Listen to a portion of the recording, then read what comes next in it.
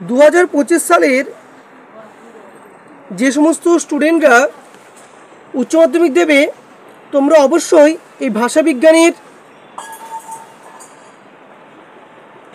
বিভিন্ন শাখা, ভাষাবিজ্ঞান ও তার বিভিন্ন শাখা এখান থেকে তোমরা শর্ট কোশ্চেন করে যাবে। অবশ্যই এখান থেকে প্রশ্ন আসবে। মোট তোমাদের সামনে আমি 30টা প্রশ্ন নিয়ে আসবো, এখান থেকে অবশ্যই আসতে পারে, তোমরা অবশ্যই এগুলো করে যাবে। 1 নম্বর দেখো, ভাষাবিজ্ঞানের প্রধান চর্চার বিষয় ক ভাষা। 2 নম্বর দেখো, ভাষাবিজ্ঞানের পদ্ধতিটি কী ধরনের? উত্তর হবে আরোহণমূলক। 3 নম্বর দেখো, ভাষার বিজ্ঞানসম্মত চর্চার গুরুত্বপূর্ণ ধাপ হলো কী হবে না উক্ত সবকটি, মানে নথিভুক্তকরণ, যাচাই এবং অনুমান আর উক্ত সবকটি। 4 নম্বরটা কি বলেছে? তুলনামূলক ভাষাবিজ্ঞানের সূত্রপাত করেছিলেন ক স্যার উইলিয়াম জোন্স, খ উইলিয়াম ক্যারি, গ সুনীতি কুমার চট্টোপাধ্যায়, ঘ সুকুমার রায়। উত্তর হবে ক। 5 নম্বর দেখো, তুলনামূলক ব্যাকরণের সৃষ্টি হয়েছিল কত শতাব্দীতে? উত্তর হবে 19বিংশ শতাব্দীতে। 6 নম্বর দাগের বিভিন্ন বিভিন্ন ভাষার মধ্যে তুলনা করে।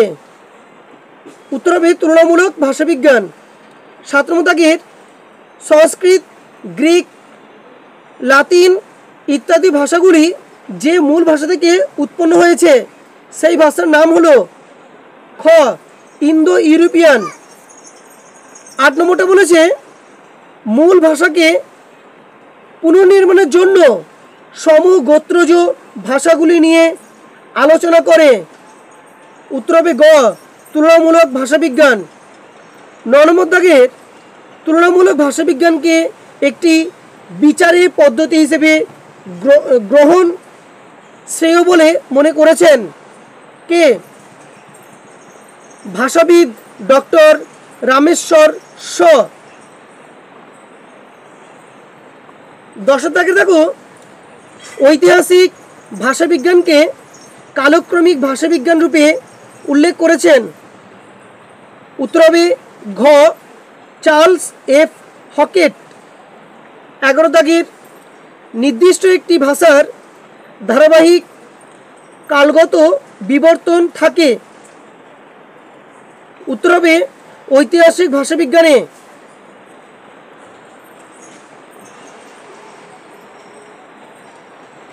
12 নম্বর দেখো কি বলেছে, বর্ণনামূলক ভাষাবিজ্ঞানের আলোচ্য বিষয়। উত্তর হবে ঘ সমকালীন প্রচলিত ভাষা। 13 নম্বর দাগের বর্ণনামূলক ভাষাবিজ্ঞানের সূত্রপাত হয়েছিল গ বিংশ শতাব্দীর প্রথম দিকে। 14 নম্বর দাগের বর্ণনামূলক ভাষাবিজ্ঞানের জন্ম হয়েছিল কোথায়? ক ইউরোপে। 16 নম্বর দাগের এডওয়ার্ড স্যাপি রচিত ভাষা সম্পর্কিত গ্রন্থটির নাম কি? উত্তর হবে ঘ ল্যাঙ্গুয়েজ। 16 নম্বর দাগের বিশিষ্ট ভাষাবিজ্ঞানী চার্লস এফ হকেট রচিত গ্রন্থটির নাম কি? এ ক হবে উত্তর এ কোর্স ইন মডার্ন ল্যাঙ্গুইস্টিক। 17 নম্বর দাগের lecture on the science of language নামক গ্রন্থের রচনাকার কে? উত্তর হবে খ ম্যাক্স মুলার। 18 নম্বর দাগের কোর্স ইন জেনারেল ল্যাঙ্গুইস্টিক গ্রন্থটির রচয়িতা কে? উত্তর হবে ক শ্বশুর। 19 নম্বর দাগের ফলিত ভাষাবিজ্ঞানের শাখা নয় কোনটি? উত্তর হবে ধ্বনিবিজ্ঞান। 20 নম্বর দাগের ফোনেটিক এর বাংলা প্রতিশব্দ হলো কোনটি? উত্তর হবে গ রূপতত্ত্ব। পরের প্রশ্ন দেখো 29 দাগেরটা সিনট্যাক্স শব্দের অর্থ হলো ক বাক্যতত্ত্ব। 22 নম্বর দাগের সমাজ ভাষাবিজ্ঞানমূলক সমাজ ভাষাবিজ্ঞানকে মূলত কটি ভাগে বিভক্ত করা হয়? উত্তর হবে গ 3টি।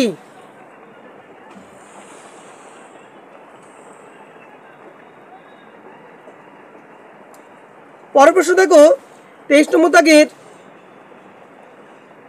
সমাজ ভাষাকে ইতিহাসের দিক থেকে আলোচনা করে।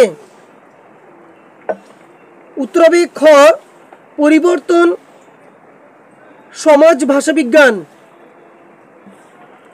পরের প্রশ্ন 24 নম্বর দাগের উপলক্ষ অনুযায়ী ভাষা বা উপভাষার বদলকে সমাজ ভাষাবিজ্ঞানীরা কি বলেন? উত্তর হবে ক সেটা হচ্ছে রেজিস্টার। 25 নম্বর দাগের কোনো ব্যক্তি বিশেষ উপভাষার যে বিশেষ রীতি ব্যবহার করে তাকে কি বলা হয়?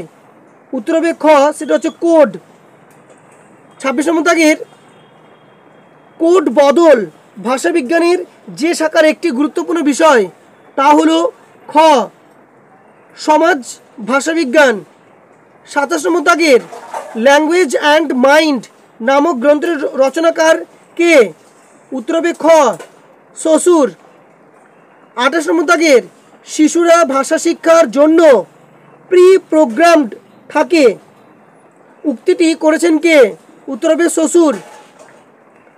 লেখা পড়া বলা ভাষাবিজ্ঞানের মতে এগুলি অঙ্গাঙ্গিভাবে সম্পর্কিত যার সঙ্গে? উত্তরটা হবে মস্তিষ্ক। পরের প্রশ্ন দেখো লেইড শব্দটির পুরো অর্থ কি? উত্তর হবে ল্যাঙ্গুয়েজ অ্যাকুইজিশন ডিভাইস।